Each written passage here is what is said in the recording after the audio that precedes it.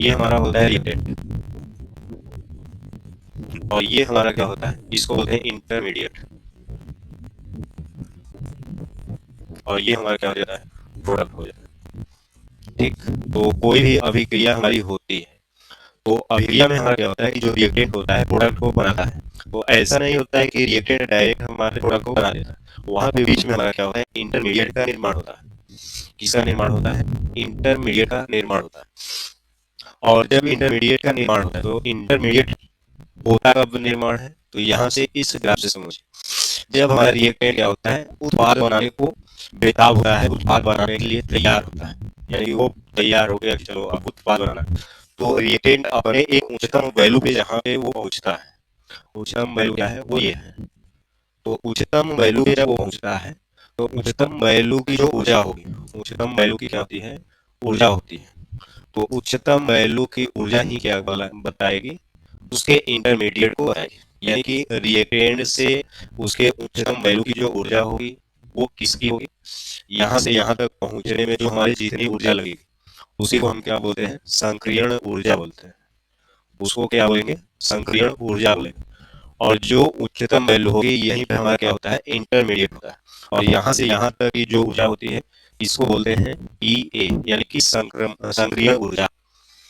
तो ये जो हमारा अभिक्रिया बना हुआ है, अभिकारक से एक उच्चतम वैल्यू तक जो हमारी ऊर्जा चाहिए होती है, वो अभिकारक से उच्चतम मान की जो ऊर्जा होती है उसको हम क्या बोलते हैं, संक्रियण ऊर्जा बोलते हैं। ठीक, और जो उच्चतम स्थिति है, पीक पॉइंट है, उस पीक पॉइंट पे हमारा क्या होता है, इंटरमीडिएट। तो इसको हम ये भी कर सकते हैं कि अगर हम रिएक्टेंट से इंटरमीडिएट बनाने के लिए, रिएक्टेंट से रिएक्टेंट से इंटरमीडिएट बनाने के लिए जो हमारी ऊर्जा की नीड होती है उसी को हम क्या बोलते हैं, संक्रमण ऊर्जा बोलते हैं। रिएक्टेंट से इंटरमीडिएट बनाने के लिए, अब इंटरमीडिएट बनाने के लिए जो ऊर्जा की नीड होगी उसको हम क्या बोलेंगे, संक्रियण ऊर्जा बोलेंगे, एक्टिवेशन एनर्जी। हिंदी में क्या बोलता है, संक्रियण ऊर्जा, और इंग्लिश में क्या होता है, एक्टिवेशन एनर्जी। साइड में लिख लेते हैं, एक्टिवेशन एनर्जी। ठीक, हिंदी में इसको बोलते हैं संक्रियण ऊर्जा।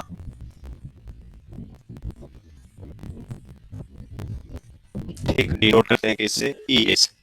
अब क्या करते हैं, ये जो हमारा ग्राफ बना है वो विदाउट कैटलिस्ट का, हम यहाँ पे देख रहे हैं कि कैटलिस्ट का क्या इफेक्ट होता है। हम यहाँ पे किसको देख रहे हैं, कैटलिस्ट को देख रहे हैं कि कैटलिस्ट का क्या इफेक्ट होता है। तो ये जो ग्राफ है वो विदाउट कैटलिस्ट है। दूसरा ग्राफ अभी बनाएंगे, तो पहले इसको डिनोट करते हैं। ये जो ग्राफ है वो विदाउट कैटलिस्ट,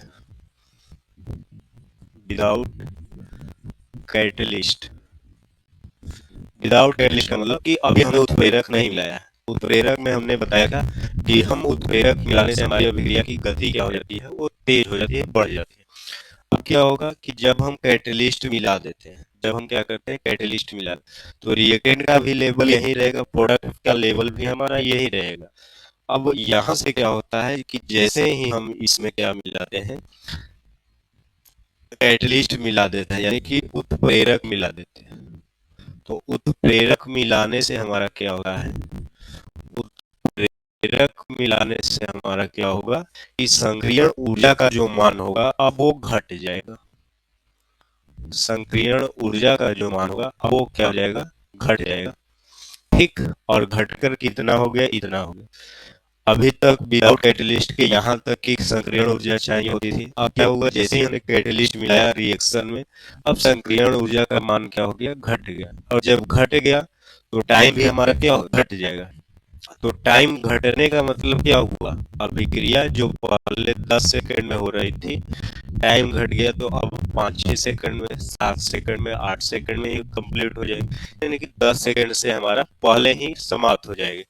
तो यहाँ पे जैसे ही हमने कैटलिस्ट मिलाया, जैसे ही हमने क्या मिलाया, कैटलिस्ट मिलाया, तो यहाँ पे क्या हुआ, हमारा अभिक्रिया का वेग बढ़ गया विद कैटलिस्ट। ठीक, ये हमारा जो ग्राफ बना है विदाउट कैटलिस्ट बना है, और ये जो ग्राफ बना है विद कैटलिस्ट बना है।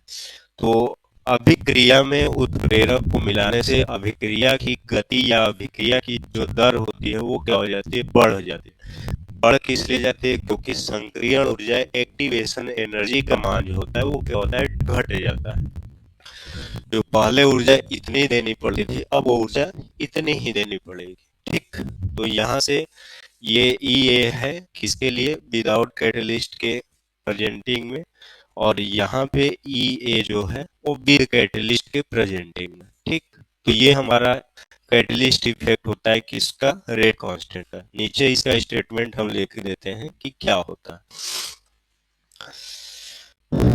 With catalyst,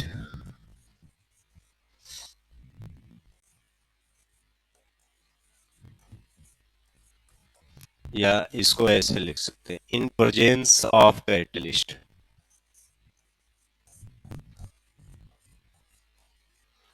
in presence of catalyst, the rate of constant, the rate of reaction,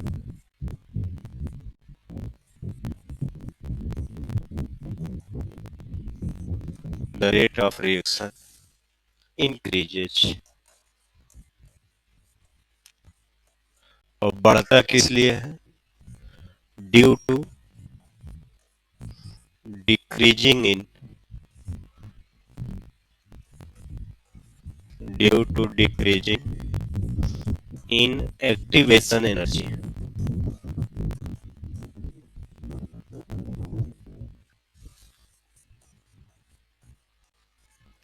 ठीक, ये हमारा क्या हो गया, कैटलिस्ट इफेक्ट हो गया किस पर, एट रेट कांस्टेंट पे।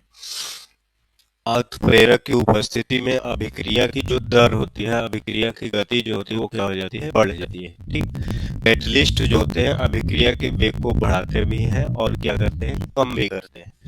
और जो बढ़ाते हैं उसको उत्प्रेरक वर्धक बोलते हैं, और जो घटाते हैं उसको क्या बोलते हैं, उत्प्रेरक विष बोलते हैं। ठीक, तो दोनों प्रकार के होते हैं, बढ़ाने वाले भी होते हैं और घटाने वाले भी। जो बढ़ाएंगे उनको बोलते हैं उत्प्रेरक वर्धक, और जो घटाते हैं उनको क्या बोलते हैं, उत्प्रेरक विष बोलते हैं, और हमारे उत्प्रेरक भी होते हैं। ठीक, तो ये हमारा कैटलिस्ट का इफेक्ट हो गया।